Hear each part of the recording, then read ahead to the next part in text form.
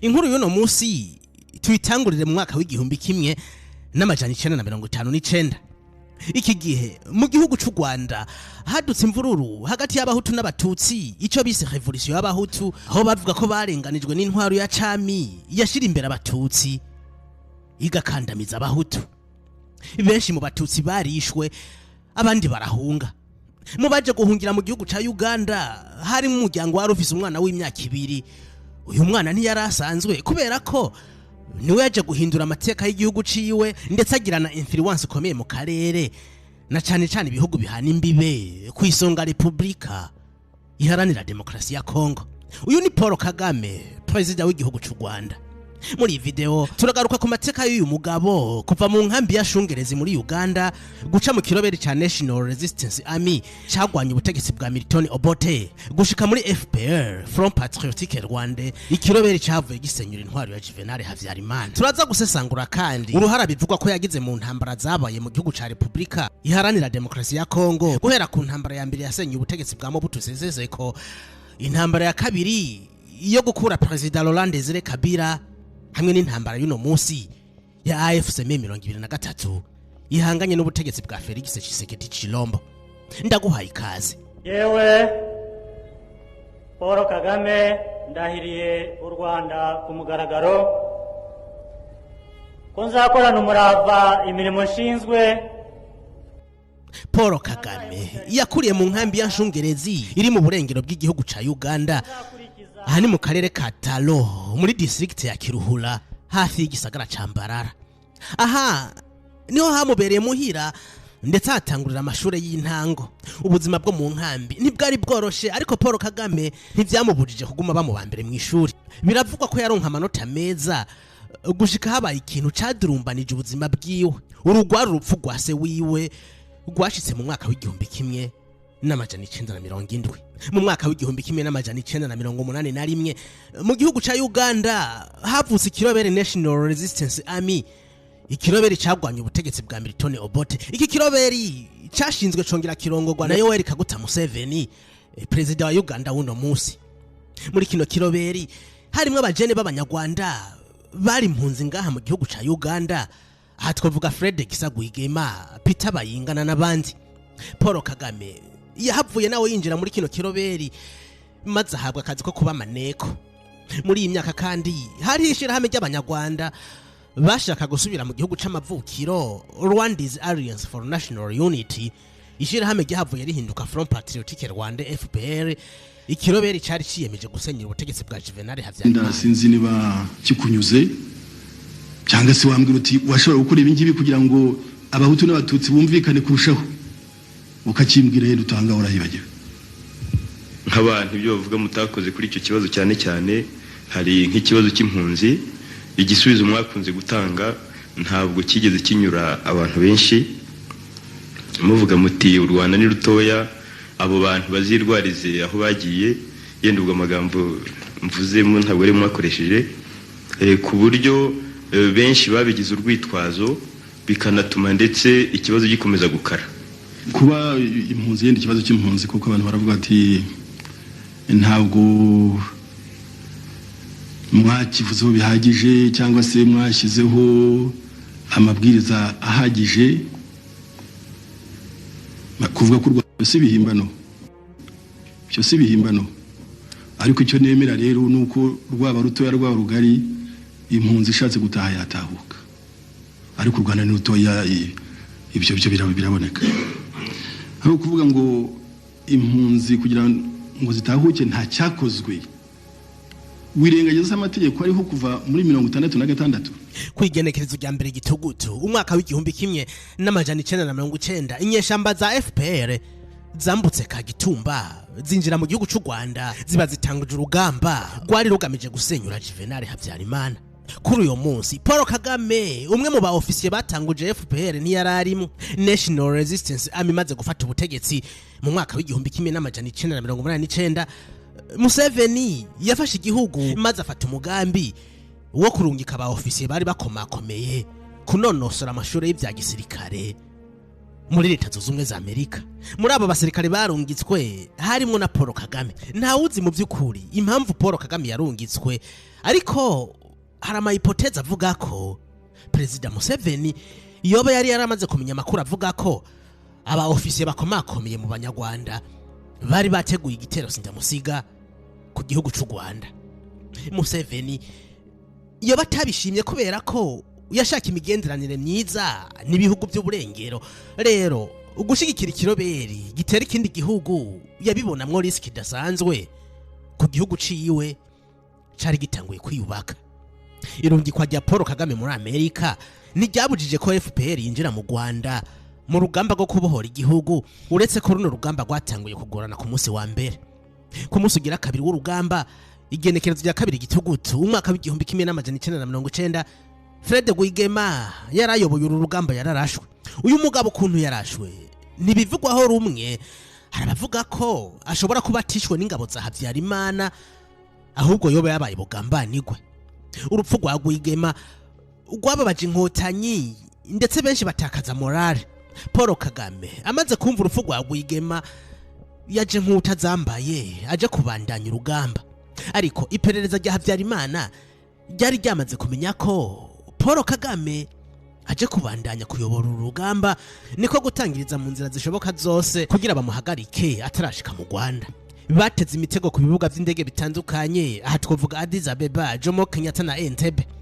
Paul uyaciye ku kibuga c'indege ca Addis Abeba, imbere yuko ashika Entebbe hose bari bamuteze imitego, ariko kubw'amahirwe n'ubumenyi yari afise mu vya gisirikare n'iperereza yarabacitse agera mu Rwanda. Amaze gushika mu birindiro vya FPR yasanze abasirikare baracitse intege ndetse n'ibitero vy'indege za Habyarimana bibamereye nabi. Paul Kagame yafashe commandement yongera guhamura abasirikare, urugamba rurabandanya. Nachotaka kuwajulisha ni kwamba kila mmoja ajue wazi kwamba jeshi letu hili ndiye msingi wa chama. Msingi mnaelewa? Yes. Ndiye msingi wa chama,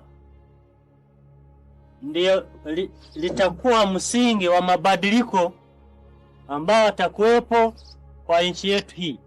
Kwigenekerezo ya kane Myandagaro umwaka w'igihumbi kimwe n'amajana 1993, ubutegetsi bwa Habyarimana bwaragondojwe maze yarusha muri Tanzania hasinywa amasezerano yo guhagarika intambara no kugabangana ubutegetsi. Ariko ibi ntaco byatanze kubera ko urupfu rwa Juvenal Habyarimana rwahinduye byose.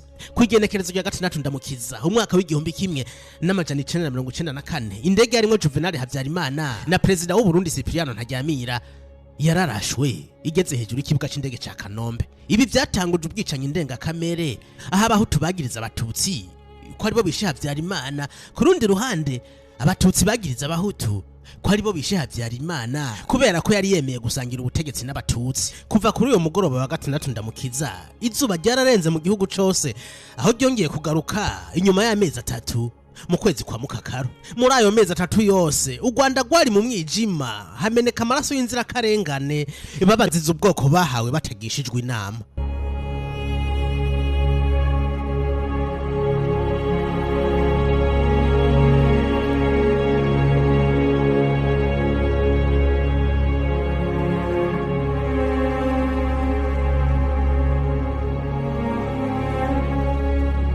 Inyuma y'imisi ibiri kwigenekerezo rya munani Ndamukiza, Theodore Sindikubwabo yabaye president w'imfata kibanza, ariko FPR ntiyemeye iyo guverinoma nshasha, bituma bongera gutanguza ibitero.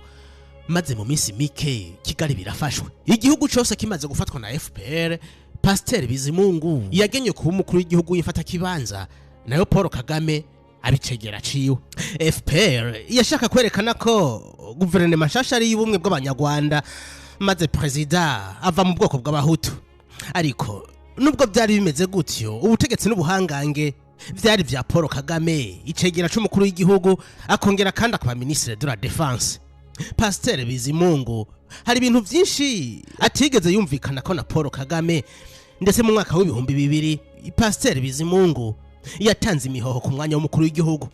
Amaze gutanga imihoho, Paul Kagame yahisemo umukuru w'igihugu cy'u Rwanda, maze yimikwa ku igenekerezo rya 22 Ndamukiza umwaka w'ibihumbi 2000. ko nzakorana umurava imirimo nshinzwe, ko ntazahemukira Repubulika y'u Rwanda, ko nzakurikiza itegeko nshinga n'andi mategeko, ko nzihatira gushimangira ubumwe bw'Abanyarwanda, ko nzubahiriza mbikuye ku mutima inshingano yo guhagararira Abanyarwanda nta vangura iryo ari ryo ryose, ko ntazigera nkoresha ububasha nahawe mu nyungu zanjye bwite,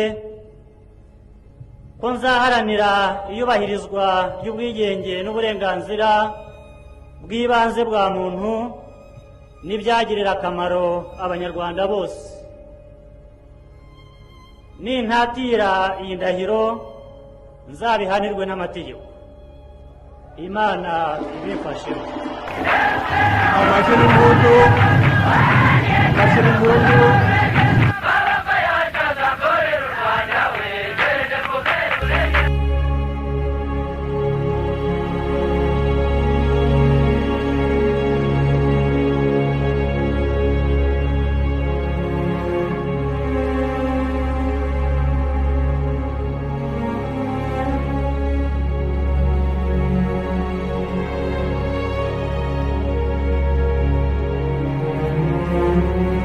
Inyuma yo gutanga imihoho, Pasteur Bizimungu yashinze umugambi utavuganwe n'ubutegetsi Parti pour le Renouveau Démocratique PDL, ariko ubutegetsi bwa FPR bwanse kuwemerera. Bizimungu yari yinjiye mu rugamba rwo guhangana na FPR, ivyatumye afatwa amaze akatirwa imyaka 15 yo gupfungwa, yagirijwe ibyaha byinshi harimo no gushaka gushinga umuhari w'abagizi ba nabi. Mu mwaka w'ibihumbi 2007 Pasteur Bizimungu yahavuye arekugwa ku kigongo cy'umukuru w'igihugu. FPR kimara gufata igihugu hakurya muri Zaire hatwagwa na Mobutu Sese Seko.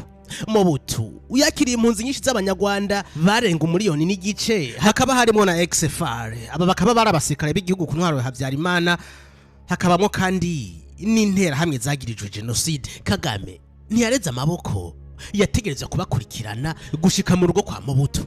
Uyu mugambi yawuhurije ko na President Museveni, maze bashigikira ikiroberi AFDL, Alliance des Forces Démocratiques pour la Libération du Congo.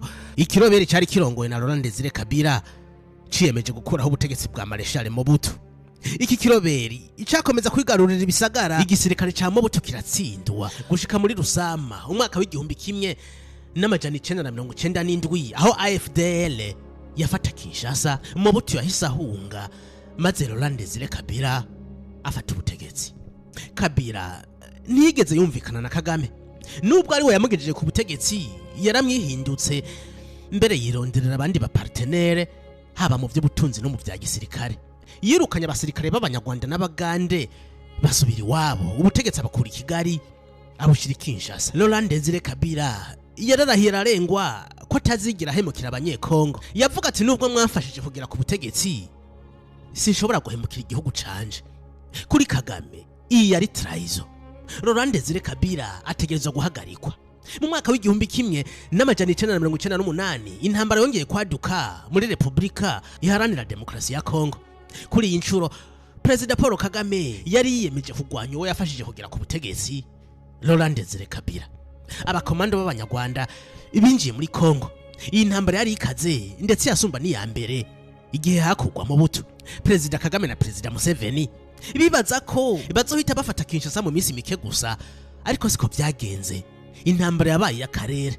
Laurent Désiré Kabila yaronse ubufasha bwa Angola, Zimbabwe, Namibia n'abandi. Urugamba rwarakomeye ndetse ruhitana abantu benshi. Mu kwezi kwa Nzero umwaka w'ibihumbi 2001 Laurent Désiré Kabila igihe yari yicariye mu biro yarashwe na Rashid Kaseleka, umwe mu basirikare bamucungera. Amaze kwitaba Imana yahise asubirizwa n'umuhungu we Joseph Kabila. Uyu mu president mushasha yarakiri muto, yicisha bugufi, ndetse benshi bakaba bamubona mu mutegetsi mwiza azohava kundi igihugu nkase. Agishika ku butegetsi yashatse guhuza na President Paul Kagame ndetse basinya amasezerano y'amahoro yabereye Pretoria muri Afrika y'Epfo. Amasezerano yashize ku iherezo intambara ya kabiri ya Kongo. Inyuma y'aya masezerano y'amahoro, leta ya Kabila yashize abahoze ari abaroberi mu ngabo z'igihugu FRDC, ariko umusirikare yahoze agwana muri Rassemblement Congolais pour la Démocratie RCD yiyonkoye kuri uyu mugambi wa Kabila maze mu mwaka w'ibihumbi 2006 ashinga ikiroberi Congrès National pour la Défense du Peuple CNDP. Uyu musirikare yari Laurent Nkunda yavuga ko Rwanda ubwoko bw'abatutsi bavuga ikinyarwanda bo muri Kivu y'Uburaruko. Mu mwaka w'ibihumbi 2009 ubutegetsi bwa Kigali bwahagaritse Laurent Nkunda igihe yari ku butaka bw'u Rwanda. Nyuma y'ifatwa giwe CNDP yasinye amasezerano na leta ya Kabila. Amasezerano yatewe ku mukono ku igenekerezo rya 2023 Ntwarante umwaka w'ibihumbi 2009. Amasezerano yahavuye avyara umuhari Me 2023, umuhari wavutse mu mwaka w'ibihumbi 2012. Uyu muhari uno munsi ni ugenzura igice kinini ca Kongo y'ubuseruko, ibisagara nka Goma na Bukavu bibarizwa mu burongozi bw'uwo muhari.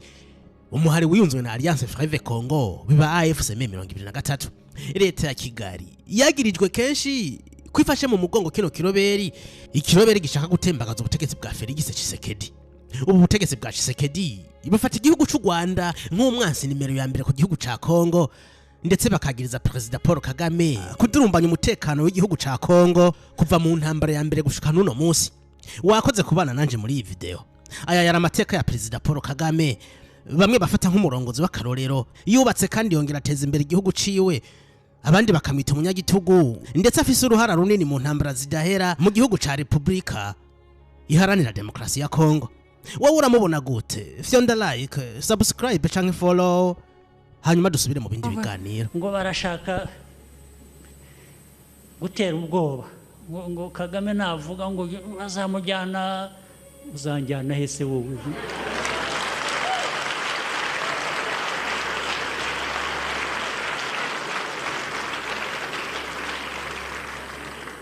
Wamvana he kunza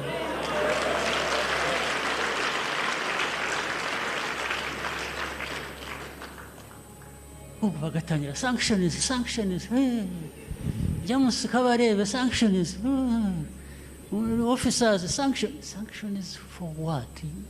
You are just foolish, absolutely foolish.